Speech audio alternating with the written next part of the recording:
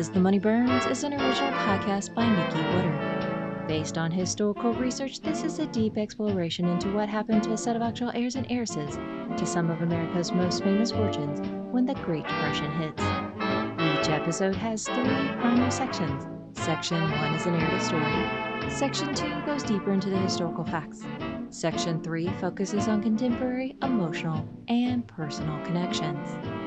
Story recap. While Doris Duke is hounded by press on her cross-country tour, Jacob Astor mingles with potential brides.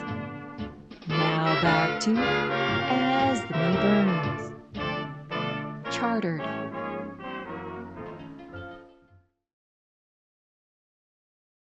When a prize debutante makes her debut, one heir is determined not to miss it.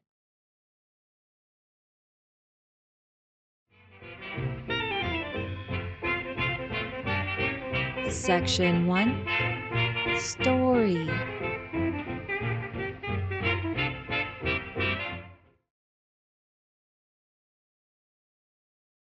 There are debutantes and then there are debutantes. And without a doubt, for the 1933-1934 season, one of the best buds is the lovely red-headed Virginia Jenny Kent. This glamorous young lady has freshly returned after a year abroad in Paris, both for finishing school, then studying sculpture.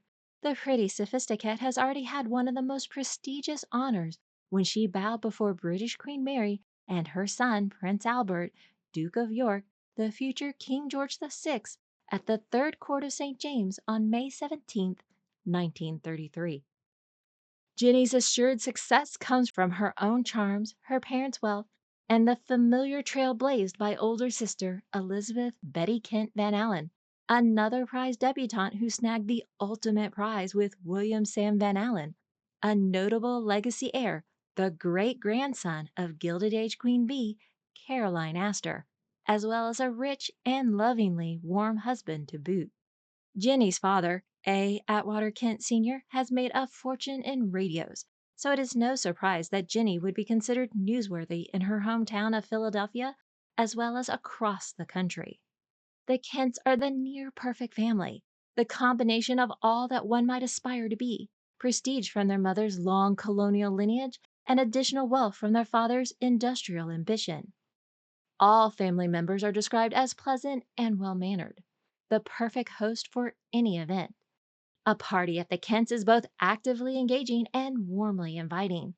Even the supreme hostess, coloratura soprano Cabina Wright, mentions Father Atwater Kent as a shy little man with excellent hosting skills, whose only concern seems to be pleasing his guest. So it is no wonder that many will gather at the Kent's West Hills home for an unending house party weekend to celebrate Jenny's coming out. The debutante season is essentially an engagement pre-activity, and with that, the pressure is on for both males and females. 2 unlikely attendees are Barbara Hutton's cousin, Woolworth Donahue, and his fiancée, Dorothy Dottie Fell, who together are spotted at the Halloween fete at Central Park Casino only days before. However, there is another more desirable heir who also will be skipping this weekend's events. Wednesday, November 1st, 1933, New York. Avoiding being hunted for his fortune and somewhat bachelor status, Alfred Alfie Vanderbilt Jr. instead will become the hunter on an African expedition. His mother, Mrs. Margaret Emerson Vanderbilt Baker Armory, hosts a farewell dinner for Alfie. Younger brother, George Vanderbilt, is present, but will not join the expedition, having already returned from a recent trip of his own. Later that evening, Alfie boards the Aquitania, heading to East Africa with companions, polo-playing brothers Raymond Guest and Winston Guest. The hunting party might possibly end up at the latter brother's family estate Guest House in the Kenya colony. The brothers have often been spotted with heiresses Barbara Hutton and Doris Duke over the last couple of years. The same evening, over at the Waldorf Astoria, famed party hostess Elsa Maxwell throws a scavenger hunt for the older set of elites. Virginia Bertie Graham Fair Vanderbilt, Isabel Dodge Sloan, Helen Dinsmore Astor, and others search for trophies. The gag gift prize was a pair of signed panties by silver screen silent star Pola Negri. Thursday, November 2nd, 1933, Philadelphia. The Donners host a dinner at Camp Woods as the pre-debutante event for Ginny. Friday, November 3rd, 1933. Parents Atwater Kent and Mabel Lucas Kent host a formal tea as the first step in Ginny's official coming out festivities. The gracious and hospitable Ginny appears in a charming white velvet gown with high bodice in front and cut low in the back with white slippers and an armful of gardenias. Mother Mabel wears a crushed wine-colored velvet red dress with melon-tone flowers at the shoulders and ruffle that fell into a train. And Sister Betty wore dark red velvet lace with close-fitting lines. Attendees include Campbell Soup heiress Margaret Peggy Durrant and several other out-of-town debutantes, along with society ladies Eva Stotesbury, Eva's granddaughter Louise Brooks Howard, Betty's mother-in-law Daisy Van Allen, Mrs. Donner, and Mrs. Barclay. Ginny's favorite guest, Jane Johnson, comes all the way from St. Louis. Both were Fermata classmates.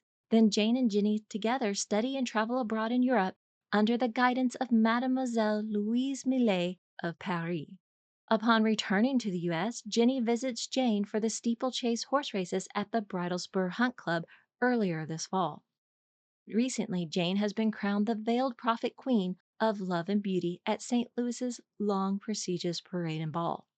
A bittersweet reunion, as both young ladies will soon part again to spend the rest of the season busy with their debut activities in their respective cities.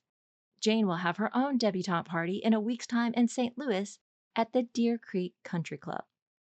The Kents offers several entertainments over the weekend and possibly a costume party among them. Ginny plays the hostess along with her brother Atwater Addie Kent Jr. He too is on the auction block, but it doesn't seem he's quite too willing to be caught at this moment. Upon learning several others will be attending the weekend event, another guest brings his own crew to the Quaker City. The proud scion and the illustrious Titanic baby, John Jacob Astor VI, aka Jakey, has taken his newly accessible inheritance and has willingly shelled out the expense of chartering a special car for their luxurious convenience. His companions include Princeton student Scriven Lorillard, recent Tuxedo Park host Pierre Barbet Jr., Harvard student Richard Dick Durham, brothers Joseph Earl Stevens Jr., and the newly engaged Harvard graduate Ludlow Stevens. His fiancée is Miss Eleanor Ellie Gould. This season and forevermore, Jakey intends to return the grandiose social presence of his grandmother and former Gilded Age Queen Bee, Caroline Astor, and that means Jakey will surely attend the best of the best gatherings this social season. Jakey is eager to check out his marital prospects for his own society queen bee and is eyeing both the near-perfect Jenny and the very pretty Jane. Saturday, November 4th, 1933. Now some of the austerity of the Great Depression seems to be wearing off. One sign? Debutantes are deciding to wear colorful dresses this year. While some debutantes will wear the more traditional white satin, ivory taffeta, or white crepe gowns, others are opting for more colorful and striking ensembles. Different touches create smart and unusual dresses. Puffs and loops arranged in interesting manners for sleeves, high necklines with deep décolletage in back. Many dresses feature short trains. Colors range from faint pastels to deep wine tones and even black. A blue satin gown with pink shelf scarf and a princess skirt paired with slippers with gold and silver tones. A black velvet gown with flowing sleeves faced with silver lame, attached with silver buttons, a tunic with silver lame edges and ruffles about the shoulders. A flame-colored crepe dress with a pleated skirt fastened with brilliants and a belt, and crepe ruffles outline the armholes. A red and silver gown with a coat tee trimmed with silver fox collar. A dainty green net dress with ruffled trim and a slight bustle with darker green shade slippers. A modish purple taffeta gown with loops of silk falling from the shoulders, giving the effect of sleeves with the close-fitting hips to branch out into ruffles at the knees, into deep folds at the feet in purple sandals. Married ladies, too, appear in elegant attire, including a black satin gown with a long, deep V back and a modish gold tissue dress with a cowl neckline and deep-cut back, along with narrow frill edges and a long train. Campbell Soup heiress Peggy Durrant wears a simple, exquisitely contoured ice blue satin dress with a haltered neckline and back. Her sister, Charlotte Durrant, wears both a simplistic and distinct, striking high-neck mulberry satin gown, the body slashed at the sides with crystals fastening the material at intervals, and a four-crystal motif at the belt.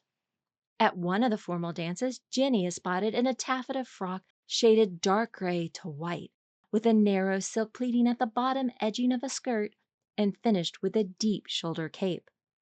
Could that be her official gown? Her ball is held at the Berkeley Hotel, where 300 guests dance. Her family's radio connections ensure a musical treat.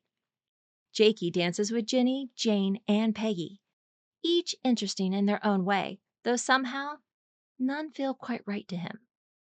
Jenny, with her art and European sensibilities, yet aloof. Jane, both pretty and polite, but St. Louis roots, with his East Coast snobbery. And Peggy, fun and playful, but maybe too sporty for the non-athletic heir. Throughout the weekend, Jenny plays gracious hostess, but she truly relishes every moment spent with Jane. The close confidants have separation anxiety after many years of constant companionship. Jenny misses her freedom and isn't quite ready for a marital match. Jakey senses her trepidation and gladly returns to the familiar New York scene for more enthusiastic admirers. When the weekend finally ends, Jenny holds hands with Jane, not ready to part ways. The two dear friends sigh as they will not know their next reunion. Jane, too, must return to St. Louis for her own endless round of events. Both gals, along with Peggy, will be kept plenty busy until the year's end. After a lingering goodbye, they embrace with a big hug and a tiny peck on the cheek. As one of the most feted debutantes of the season, Jenny has a full schedule of various luncheons, dinners, and other events ahead, which include Sunday, November 18th, 1933, luncheon by the Barclays at Inver House. Friday, November 24th, 1933, dinner and theater party by the Lorimores at Belgram along with Peggy and Addie. Sunday, December 17th, 1933, never to be excluded nor outdone and taking her chaperoning duties seriously, the ever flamboyant Eva Stotesbury will host a dinner for Jenny, Peggy, and Charlotte Durrant at White Marsh Hall. Friday, December 22nd, 1933, Kent's host a formal grander dinner dance at the Bellevue Stratford. Thursday, January 4th, 1934, dinner and dance held by the Houstons. During her coming out season, a popular debutante schedule is never empty.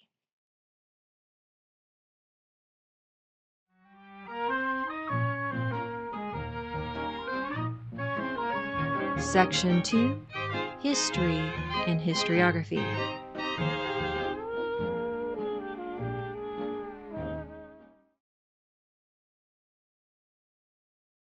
Every episode provides several tangents to chase in order to clarify events, people, activities, context, and whatever else might catch one's attention or fancy. This section's purpose is to provide historical details too cumbersome or distracting for the story section.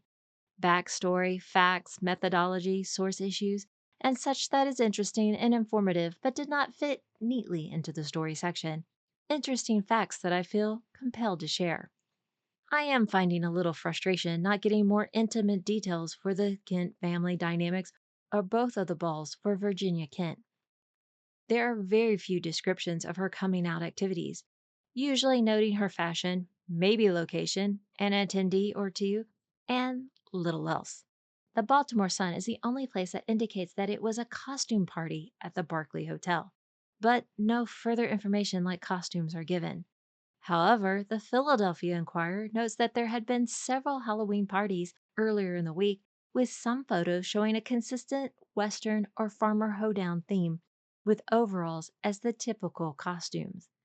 Likely, those events might have gotten blurred by a more distant affiliate news report. For a little more detail on the Radio Magnet family and their hosting skills, Atwater Kent Radio Hour is the third most popular radio program after Amos and Andy and Rudy Valley during 1930 to 1931. On NBC and CBS stations, the radio concert program with announcer Phillips Carlin ran from 1925 to 1934, featuring multiple acts from the Metropolitan Opera to other classical music. However, Atwater Kent Radio will continue to host programs over the years. On April 25, 1945, Atwater Kent Radio would broadcast President Harry Truman's opening address to the United Nations in San Francisco. Playing gracious host at the reception, Atwater Kent Sr. offers not only cocktails, but fresh carrots and celery sticks with dip. The first time fresh vegetables are offered as an appetizer at a party.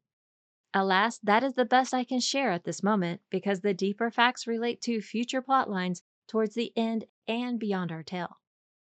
Now, for a bigger digression. Every major city or culture will have its grand tradition, an annual event that takes significant influence, primarily ceremonial, but one that imbues a certain elitism on the prime recipient. When I went to find more information on the relatively common name Jane Johnson, I was able to quickly discern who she was due to her being recently crowned the Veiled Prophet Queen of Love and Beauty, the title that travels with her throughout her life. Thus began a quick rabbit hole journey onto what is the history behind that title. And boy, did I find a very complicated and interesting side note within this story's episode. There is no way I can get into all the details or take the time to ascertain and sort out how messy all this is, so I will give a few quick highlights with an encouragement to anyone who might want to delve further. I am basically summarizing parts of the very long, quite elaborate, and convoluted Wikipedia entry, so here we go.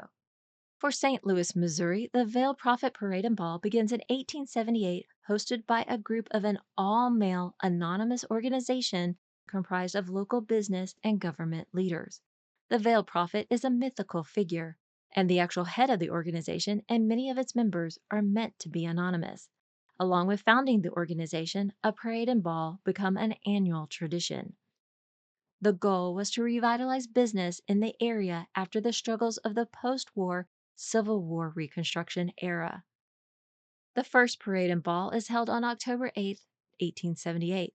The first prophet is John G. Priest, a Board of Police Commissioners member. The prophet, dressed in red and green robes, would appear in the final float of the parade. The first queen is Suzanne Susie Slayback. The Veiled Prophet Parade and Ball quickly takes hold and becomes an annual tradition. What makes it more desirable is its secrecy and exclusiveness. There was an approval process by secret committee. Then, each year's invitations, anywhere from 1,500 up to 7,000, would be sent and would match that annual theme plus the parade, float, and ball. Typical themes are literature, historical, opera, childhood, lore, toys, biblical, seasons, and so on. Just a few include 1878, the Festival of Ceres, based on the Greek goddess of Demeter, as the first event was to boost local agriculture. 1885, Arabian Night, the invitation involves a metal box with a satin bag and silk rope. Inside, 5 depicted scenes from Arabian Nights, an admission card, and a dance program. The first parade float is the King of Jinns. This theme reappears in 1940. 1888, Child Lore. The special invitations feature intricate Mother Goose designs and were printed in Paris. Mother Goose will return in 1948. 1901 celebrates the Louisiana Purchase, and 1902 the discovery of the Mississippi. The invite is an intricate map of the Louisiana Purchase. 1935 parade features bingo lancers in elaborate dress with royal blue turban, scarlet tunic, white breeches, and black boots with spurs. The 1933 theme is A Journey Through Brooklyn. By the way, the prophet would arrive via plane in the 1924 to 1927 parades. Over time, traditions and other elements would change. In 1884, the Queen title will change to the Queen of Love and Beauty. In 1894, the Queen would be accompanied by maids of honor along with chaperones. The Queen title will stick with the recipients for life, often referred in adjoining news articles like wedding, birth, or death announcements. According to the St. Louis Dispatch, 44 former queens were summoned to the 1960 ball, dating as far back to an 1896 queen to the present and including Jane Johnson, by then Mrs. Hemingway. The queens would line up at the entrance of the ball. In 1999, the actress Ellie Kemper serves as the Queen of Love and Beauty. In 1898, a Mexican entourage visits, but despite efforts, there are complications finding adequate society ladies to aid with the language barriers. In the 1930s to 1940s, before World War II, the local African American community would host and appoint its own veiled prophet queen. There have been many controversies involving the event. In 1879, a dispute over payment for unfinished floats includes blackmail to reveal anonymous members. In 1882 and 1938, criticisms occur over negative depictions of Irish immigrants. From 1966 to 1969, many protests by local African Americans, led by Percy Brown and his the Action Council to Improve Opportunities for Negroes, against the racism and white supremacy of the event. The initial protest is sparked days before the 1966 parade after the police shoot a robbery suspect, Russell Hayes, who, in attempts to escape custody, pulls a gun on 3 detectives. Items related to the robbery are found at his arrest location, and his body is identified as the robber by the victim, a bus driver. Decades later, the complex racial history will become an issue again in 2021 and 2022. By 2021, the annual event would be renamed as the American Birthday Parade, and by early 2024, the veiled prophet figurehead would be removed and replaced with the Grand Oracle. The reason for the change comes from the darker and shadowy elements within its history. There has always been some controversy surrounding the organization and event. Historian Thomas Spencer indicates it was more based on class warfare, as it was intended to displace and replace other parades held by trade unions. Between 1900 and 1930, it is criticized by the socialist and working class newspaper St. Louis Labor. Remember, this began as a partial secret society after the Reconstruction from the Civil War. Hence, allegations and associations with the Ku Klux Klan have the more lingering impact. In my quick glimpse, I cannot ascertain all the complexities throughout a nearly 150-year annual event. But there is one last fact to clarify. There is a popular early image of the veiled prophet from the 1878 debut and claimed to show affiliation of the Ku Klux Klan. The image is of a man in KKK garb, but the image originates from a photograph then printed as a woodcut in August 1875, the Missouri Republican article covering the KKK in southern Illinois. After a failed raid on Maddox Farm on August 19, 1875, the image is one of 4 photographs as posed for journalist Joseph Dacus, more famous for his history of outlaws Frank and Jesse James. Jesse dies in 1881 and Frank in 1915.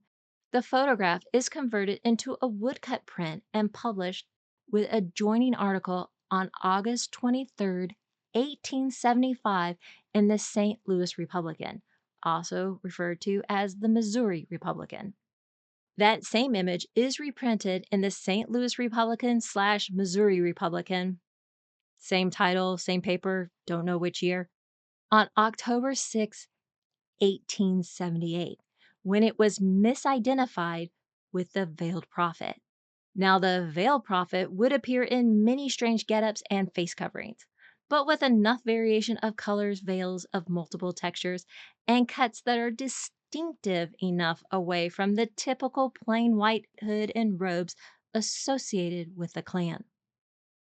This is not to deny or explain any other associations or accusations. It is merely a reference point in history. The presence of actual photography, manner of printing, and misappropriation of an image, something we are inundated with constantly in our modern digital era. So it is interesting to see this back in the 1870s when there are so few images. This particular image, however, resurfaces constantly in many websites out of context. If you have listened to multiple episodes, then you would likely know I am not an apologist nor a denier of history. I seek truth and honesty to cut through the bullshit and deal with things directly and correctly in both my personal life as well as a historian. I believe truth is the most important factor in trying to deal with or fix anything. It can sting, it can be painful, but actual truth is something I can work with versus a lie. A lie is deception, maybe for merely mildly selfish reasons, but more often it can have more sinister intended and unintended consequences. There are plenty harsh truths that, in all honesty, the worst part is just acknowledging them is the hardest obstacle.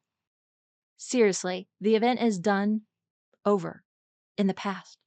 Then the rest of the path and any aftermath can be dealt with and adjusted. Lies at minimum run a person in circles. At worst, veer into a path with more negative side effects. One can never fully undo a past situation, but one does not need to continue or commit further problems. Our tales are of long past events and people dead by several decades. And yet, some things still remain controversial.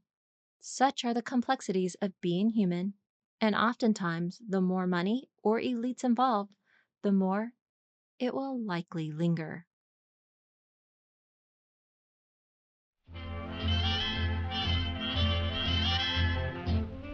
Section 3: Contemporary and Personal Relevance.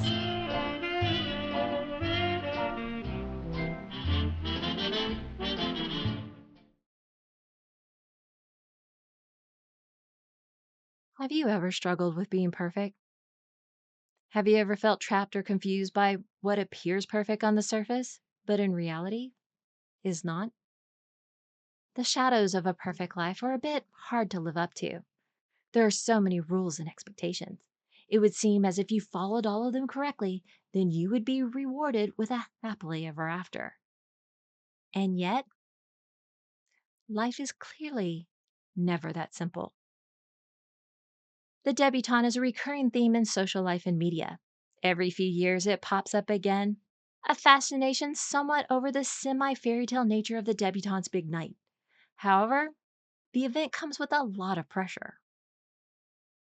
Even back in 1958, the film The Reluctant Debutante, directed by Vincent Minnelli and starring Sandra Dee and Rex Harrison, features a rebellious American teen visiting her British aristocratic father and participates in the British debutante season to appease her new, socially ambitious stepmother. The film also remarks it will be the last year of the debutante bowing before Queen Elizabeth II, as the trend has become too dated and rather trivial. As several heiresses within our story have indicated, the process of becoming a debutante is less desirable and glamorous in real life. Crowned by her own participation in that royal ceremony, Virginia Kent is repeatedly mentioned for being the agreeable prize debutante, the inner city deb, and even ornamental. Though one article does mention she had to endure the social torture of a lavish debutante ball. Her brother, Atwater, Addie Kent Jr., too, is often praised for being the best mannered and impeccable, even upon his death. Their sister, Elizabeth Betty Kent Van Allen, is also highly praised for her perfection. Younger adopted brother, Jonathan Kent, gets far less attention.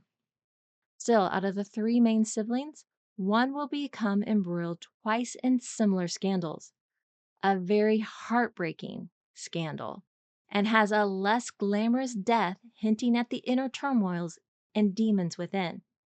Knowing all this without giving too much away, as it involves things with other people in our story and part of the aftermath, the question becomes, what would it be like to go through the process And could it also be more terrifying if she succeeds as a debutante with the entrapments that come with it?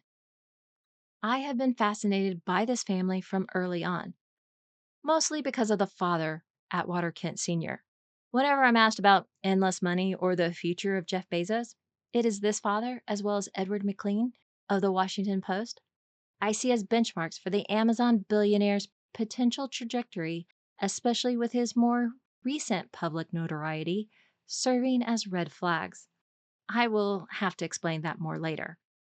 But Kent's adult children do not enter my sightlines. But for all the pomp and circumstance and tinges of possible romance, I find myself more drawn to the friendships and family connections this particular story presents. Lifelong friendships that will endure many hardships and tragedies that cannot be foreseen.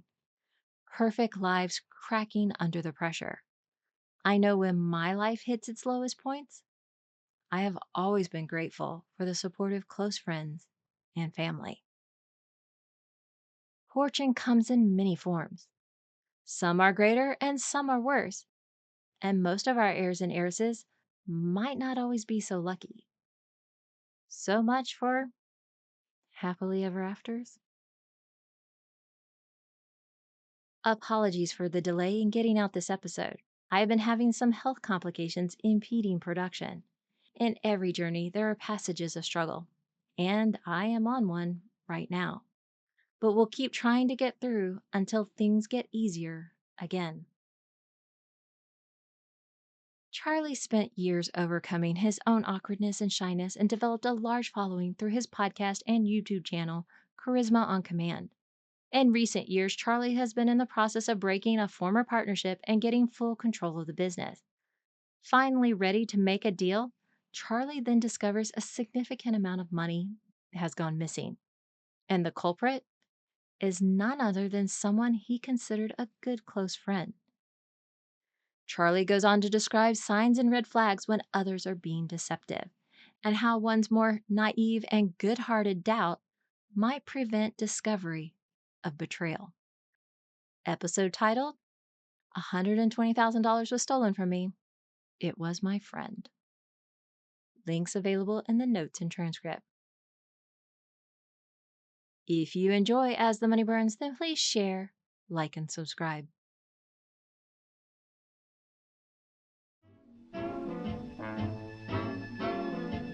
Next, we return to As the Money Burns. A fortune hunter returns with his heiress bride from their honeymoon to collect her inheritance. Has he finally secured his ultimate prize?